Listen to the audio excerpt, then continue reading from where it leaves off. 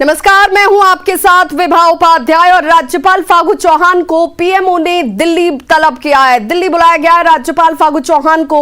खबर है कि राज्यपाल आज दोपहर में दिल्ली रवाना होंगी और शिक्षा मंत्री से भी उनकी मुलाकात हो सकती है। दरभंगा के मिथिला यूनिवर्सिटी के वीसी पर लगे आरोप और उनके सम्मान समारोह के बाद ये बुलावा काफी अहम माना जा रहा है। देखिए संवाददाता आनंद अमृतराज की ये रिपोर्ट।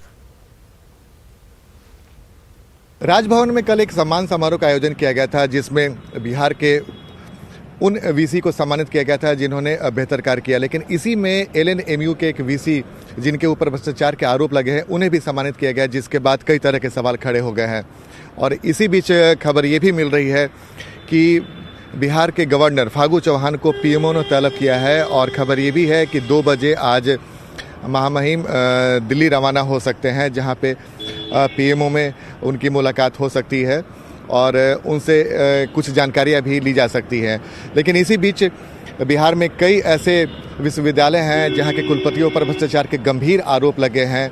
और खबर ये भी आ रही है कि कई सारे विश्वविद्यालय में जो खरीद हुई है उत्तर पुस्तिका या दूसरे तरह के चीज़ों की, उसकी पूरी जानकारी मांगी गई है। तो जाहिर सी बात है बिहार के विश्वविद्यालय में इसके पहले भी भ्रष्टाचार के आरोप लगते आए हैं। लेकिन इसी बीच एलएनएमयू के वीसी को सम्मानित करने के बाद माहौल गर्मा गया है और इसी सिलसिले में गवर्नरों को पीएमओ तलब किया गया है और जानकारी मांगी जा सकती है, ऐसी जानकारी मिल रही है। तो जाहिर सी बात है गवर्नर के दिल्ली जाने के बाद क्या कुछ होता है ये देखना दिलचस्प होगा। लेकिन इस बीच में बिहार के विश्वविद्यालयों पर एक बार फिर से बड़े सवाल खड़े हो गए हैं।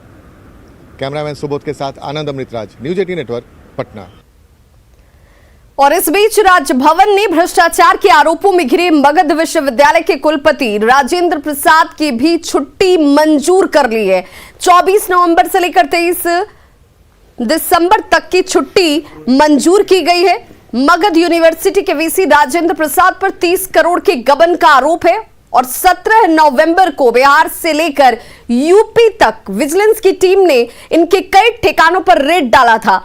और इस बीच इनकी छुट्टी को मंजूर कर लिया गया राजभवन की तरफ से। लेकिन अब सवाल यही कि कार्रवाई के बदले मेहरबानी आखिर क्यों?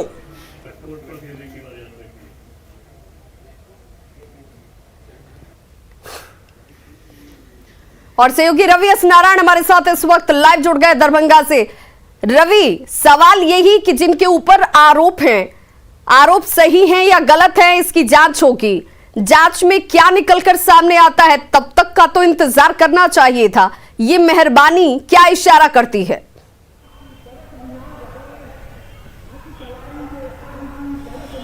ये बिल्कुल, और जिस ढंग से मामले खुल करके सामने आ रहे हैं उसके बाद में अगर राजभवन से मेहरबानी दिखाई जाती है तो सवाल कई बड़े खड़े होते हैं विभा।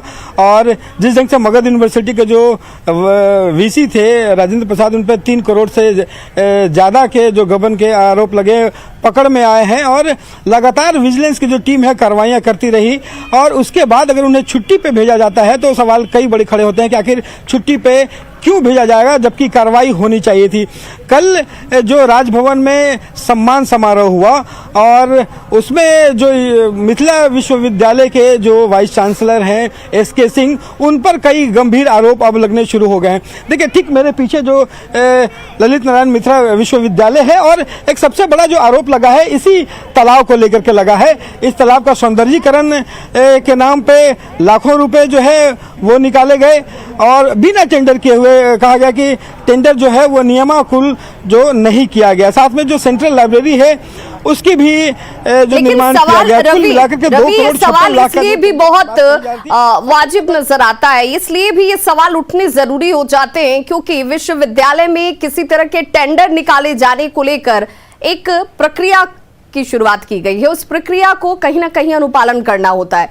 15 लाख से ज्यादा के टेंडर को लेकर आपको ई टेंडर की व्यवस्था है। यहां पर इसकी अनदेखी कैसे हुई? क्या इसमें पूरी व्यवस्था में मिले हुए लोगों की संलिप्तता नजर आती है? एक बहुत बड़े जांच की जरूरत दिख रही है।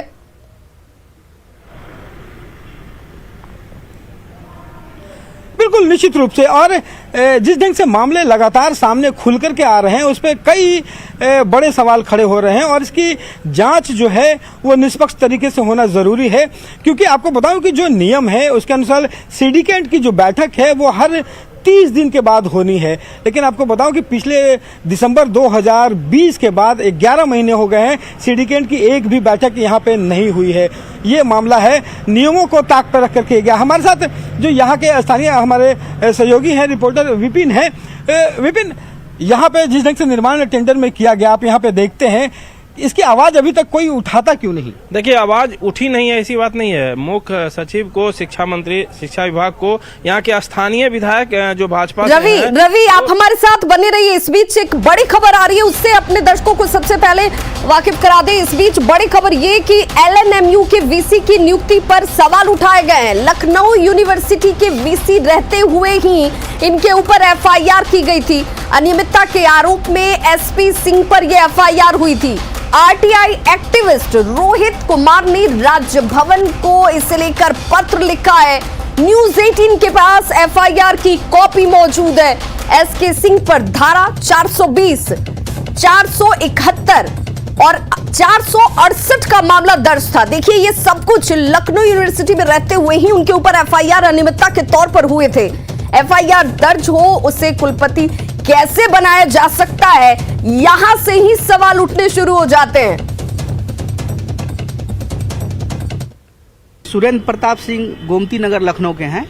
ये विश्वविद्यालय अधिनियम 1976 का धारा 10 के तहत जो कुलपति बनने के लिए जो योग्यता चाहिए, जो मापदंड है, जिसको सुप्रीम कोर्ट ने भी जो है सो 2013 में अपने जजमेंट में, अपने न्याय निर्णय में कहा था कि ट्रांसपेरेंट यानी पारदर्शिता के साथ नियुक्ति होनी चाहिए कुलपतियों की। तो उसमें ये तो प्रोफेसर ही नहीं है। उसके बाद इनके विरुद्ध लखनऊ में हसनगंज थाना में, लखनऊ में जो थाना है जिसमें लखनऊ यूनिवर्सिटी के जो थाना है, जिस अंतर्गत आते हैं लखनऊ यूनिवर्सिटी, वहाँ के थाना में इनके विरुद्ध 420, 467, 468 और 120B में मुकदमा दायर है। और हमारे सहयोगी रवि एस नारायण हमारे साथ लगातार जुड़े हुए हैं। रवि, ये खुलासा RTI एक्टिविस्ट की तरफ से, उस FIR की कॉपी भी हम दिखा रहे हैं। न्यूज 18 के पास वो FIR की कॉपी है जिसमें SK सिंह पर धारा 420, 471 ये वो धाराएं हैं। ये कहीं से उन मापदंडों को, उन मानदंडों को पूरा नहीं कर रहे थे जिससे इन्हें VC बनाया जाता। क्या ये सभी व्यवस्थाएं शुरू से ही गड़बड़ की ओर इशारा कर रही हैं? देखिए, बड़े सवाल खड़े हो रहे हैं। देखिए, FIR की कॉपी हमारे न्यूज 18 के पास है और इसमें स्पष्ट रूप से आप अगर देखेंगे तो जो धारा है 420, 468, 471 जो पूरी तरह से एक ढंग से कहें कि फर्जीवाड़े का ये आरोप लगा है। हसनगंज थाने में यहाँ पे एक आरोप ये बन रहा था कि वहाँ पे नियुक्ति का मामला था और जहाँ पे कंप्लेंट करने वाले प्रशांत पांडे थे, उन्होंने ये आरोप लगाया था और FIR इस मामले में दर्ज हुई थी। सबसे बड़ा सवाल है कि किसी भी विश्वविद्यालय में अगर किसी को VC बनाया जाता है तो माना जाता है कि उसकी जो योग्यता है, सबसे बड़ी योग्यता उसकी ये होती है कि लब्ध प्रतिष्ठित व्यक्ति हो, उस पर कोई आरोप ना हो। लेकिन अगर किसी व्यक्ति पर कुलपति रहते हुए अगर लखनऊ विश्वविद्यालय में अगर FIR की 3-3 धाराएं लगी हुई हैं, बावजूद उसके राजभवन अगर VC बनाता है किसी विश्वविद्यालय के, तो सवाल तो उठते हैं विभा, और कई बड़े सवाल खड़े होते हैं कि आखिर किस रूपों में और किन कारणों से इन्हें VC बनाया गया। जी बिल्कुल रवि, लेकिन ये कैसे संभव है कि इन धाराओं के तहत जिसके ऊपर मामले हों वो जानकारी में ना आए राजभवन के? इतने दिनों तक ये पूरा खेल जो है वो सिस्टम के अंदर चलता रहे और लोगों की जानकारी से दूर रहे, और अब जाकर ये मामला प्रकाश में आया है जब 30 करोड़ से ज्यादा के गबन का मामला दिख रहा है।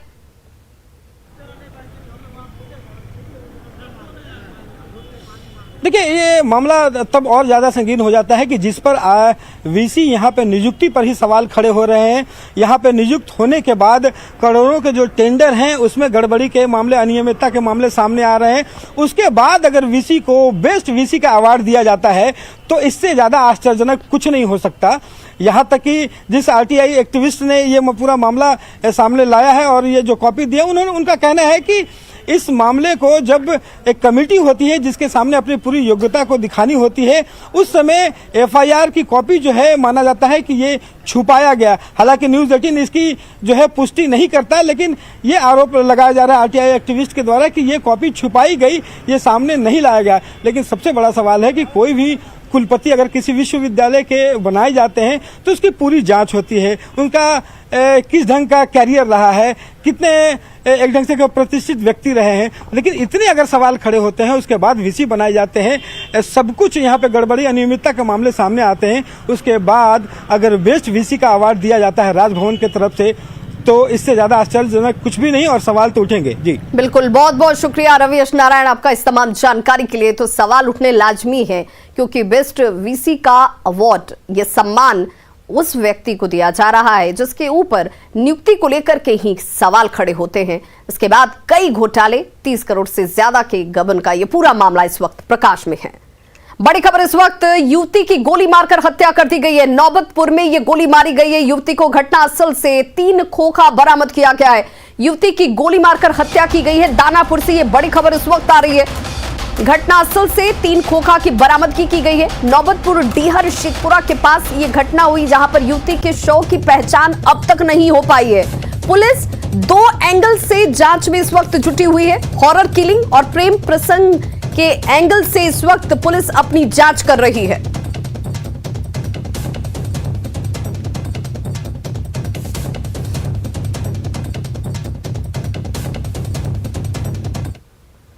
और अब बात बीजेपी विधायक हरिभूषण ठाकुर बचौल के, जिनके बयान ने एक बार फिर से बिहार में शराबबंदी को लेकर के सवाल खड़े किए। शराबबंदी प्रभावी तरीके से लागू नहीं है, ये कह रहे हैं हरिभूषण ठाकुर बचौल, और इसका क्रियान्वयन जो है वो सही तरीके से नहीं हो रहा है। हालांकि उन्होंने सीएम के फैसले पर सवाल उठाने की बात से परहेज किया। बयान देने पर जेडीयू नेता ने कार्रवाई की बात की, जिस पर उनका यह कहना है कि वो किसी कार्रवाई से डरते नहीं हैं।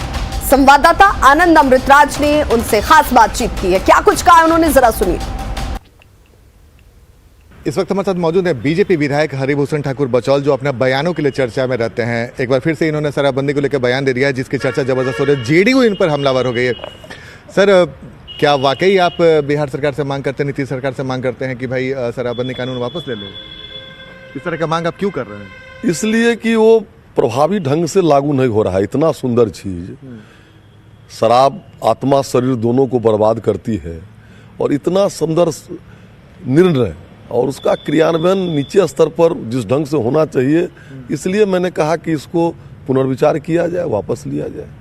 तो जब आप, यानी कि आप तो मुख्यमंत्री पे भी सवाल खड़े कर रहे हैं ना, चूंकि उन्हीं की अगुवाई में लगातार मॉनिटरिंग हो रही है, बैठक हो रही है, वही हर चीज पे निगाह रख रहे हैं। मुख्यमंत्री, मेरा औकात नहीं है मुख्यमंत्री जी पर कोई प्रश्न उठाना। मुख्यमंत्री जी बिहार के उद्धारक हैं, आज 16 वर्ष पूरा भी हुआ है, लेकिन कुछ चीज़ों पर तो निश्चित रूप से दृष्टिपात होना चाहिए। जो किस तरह से बिहार में इस शराब के कारण क्या क्या हो रहा है कि पढ़े लिखे युवक से लेकर के और गरीब तक 10 लाख आदमी कहीं न कहीं प्रभावित हो गया, जेल में है, केस में है, और एक तरफ अकूत संपत्ति लोग कमा रहे हैं। तो इस पर मैंने अपना विचार रखा था। लेकिन आपके इस बयान से आपके विरोधी को तो एक मौका मिल गया ना, आप ही के बयान के बहाने वो हमला हो रहा है। बिहार में विरोधी है कहाँ? बिहार में विरोधी है तो विरोध का स्वर तो सर आप ही दिखा रहे हैं, चूंकि अभी सहयोगी नहीं। हैं। मैंने एक जो कहना चाहिए, हमारे जो नेता हैं, नेतृत्व को जमीन की बात का पता लगना चाहिए, उस दृष्टिकोण से मैंने कहा है। तो आप अपनी बात अपने बीजेपी के बड़े नेताओं तक भी पहुंचाएंगे कि भाई? निश्चित सारे लोगों को कहेंगे और कह रहे हैं। अच्छा, आप जब अगर अपने बड़े नेताओं को कह रहे हैं कि भाई शराबबंदी पर अभी बहुत खराब स्थिति है, तो बड़े नेताओं का रिएक्शन क्या मिल रहा है? बड़े नेताओं का रिएक्शन, चूंकि हम लोग साथ हैं, सब कुछ इस निर्णय में भी हम लोग साथ थे, तो बड़े नेता का कोई वैसा रिएक्शन तो नहीं आया है मेरे पास। लेकिन आपके इस बयान से आपके गठबंधन के सहयोगी की नाराजगी तो बढ़ सकती है ना। एक तो भी प्रवक्ता ने आपको धमकी दे दिया कि अगर इसी तरह का बयान देंगे तो आप पे भी कार्रवाई हो जाएगी। कार्रवाई से हम कहाँ डरते हैं? कार्रवाई, हम राजनीति में कार्रवाई से तो अभी किए हैं। कार्रवाई से हम नहीं डरते हैं। अच्छा, आप इस तरह का बयान दे रहे हैं, यानी कि आपका जो विधानसभा क्षेत्र है वहाँ भी आसानी से उपलब्ध हो जा रहा है क्या सर? पूरे बिहार में हो रहा है, विधानसभा क्षेत्र क्या, पूरे बिहार में लोग पी ही रहे हैं, पकड़ा ही रहे हैं, और पीने वाले जेल जा रहे हैं, बेचने वाले मौज कर रहे हैं। लेकिन मुख्यमंत्री ने कह दिया कि जब तक मैं रहूंगा तब तक शराबबंदी खत्म नहीं होगा। ठीक है, तब हम लोग मुख्यमंत्री के निर्णय के साथ हैं, ऐसी बात नहीं है, मुख्यमंत्री के निर्णय के साथ है। तो हरिभूषण ठाकुर बचौल दो बातें बोल रहे हैं कि वो मुख्यमंत्री के फैसले के साथ है, लेकिन मुख्यमंत्री के फैसले पर ही सवाल खड़ा करते हुए कह रहे हैं कि शराबबंदी को खत्म करना चाहिए। कैमरामैन सुबोध के साथ आनंद अमृतराज, न्यूज 18 नेटवर्क, पटना। दानापुर के बेहटा में पुलिस देसी शराब के अवैध अड्डों पर दबिश दे रही है। मौदही सोन इलाके में पुलिस की टीम ने भट्टियों को ध्वस्त किया है, हजारों लीटर शराब को नष्ट किया गया। कार्रवाई में शराब बनाने के उपकरण भी जब्त किए गए हैं और देखिए ये कार्रवाई की वो तस्वीरें जो लगातार की जा रही हैं। शराब बनाने के उपकरण यहां पर जब्त किए गए हैं, भट्टियों को ध्वस्त किया गया।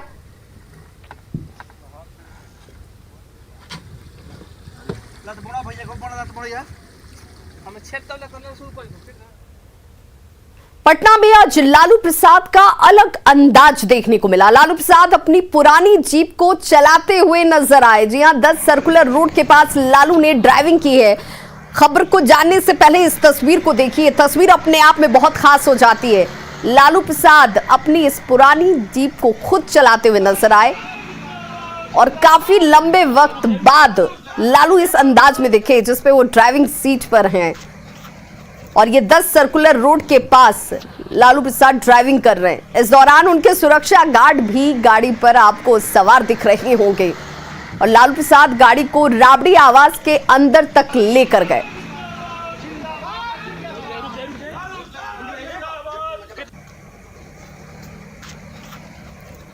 और अब बात पंचायत चुनाव की।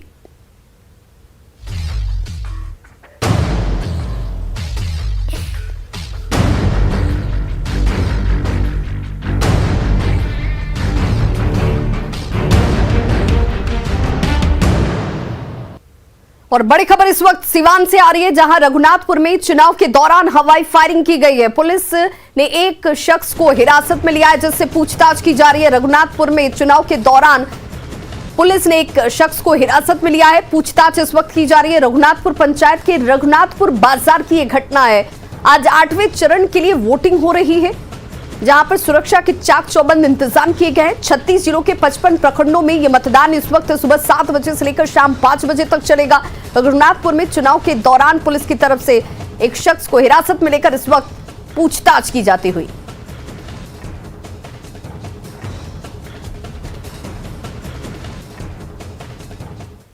बाढ़ और पंडारक के 28 पंचायतों में आज वोटिंग हो रही है और वोटिंग के लिए सुरक्षा के कड़े इंतजाम किए गए हैं।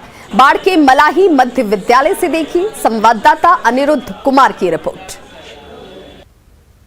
अभी हम खड़े हैं बाढ़ मध्य विद्यालय मलाही में, जहां पंचायत चुनाव का मतदान काफी तेजी से जारी है। लोग अपने मत का प्रयोग कर रहे हैं और सुरक्षा का भी काफी कड़ा इंतजाम है। आइए लोगों से पूछते हैं कि किस बात को लेकर या क्या सोचकर मतदान कर रहे हैं। आपका नाम क्या हुआ? अरविंद पासवान। अरविंद जी, क्या सोच के वोट करने आए हैं? हम वोट करने आए हैं, जो इंसान है सच्चा है उसका वोट देंगे, चोर चुहार के वोट नहीं देंगे। अब विकास का क्या मुद्दा रहेगा? विकास में जो विकास करेगा उसका वोट देंगे। जो विकास करेगा उसको वोट देना है। आपका नाम क्या है? रोहित कुमार। रोहित जी, आप बताइए। मलाई में अभी तक तो विकास नहीं हुआ है। आधा नाला बना है, आधा नहीं बना है। तो इस बार क्या सोच के वोट करिएगा? वोट सोच समझ कर दे रहा हूँ। जो विकास करेगा। जो विकास करेगा। जो विकास करेगा, यानी कि मतदाता ये सोच कर वोट करने आ रहे हैं कि जो विकास करेगा या जो विकास की गाथा लिखेगी उसको मतदान या और अपना मत का प्रयोग किया जाएगा।